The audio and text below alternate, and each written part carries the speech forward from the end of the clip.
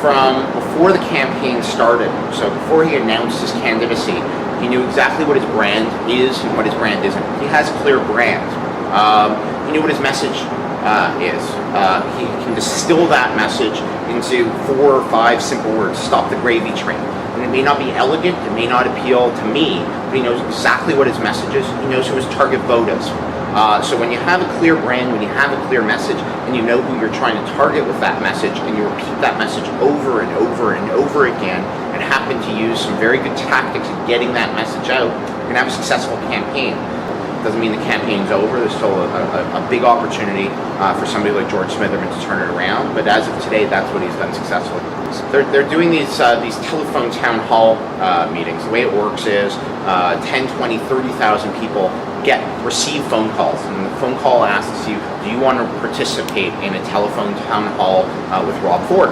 And if you want to, press 1, and you're instantly tapped into, it's basically a talk radio show that Rob Ford is hosting. He can give you whatever messages he wants. He talks for a certain amount of time.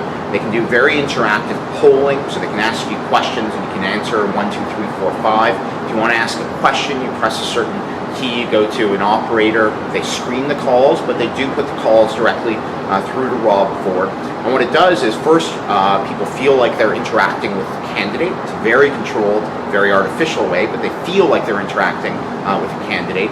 From a tactics perspective, though, it allows the campaign to build a list of supporters. They know things about the supporters because you're responding to messages, you're responding to issues. Do you want a lawn sign? Press 6 if you want a lawn sign. There's all kinds of rumors of how many lawn sign locations they already have.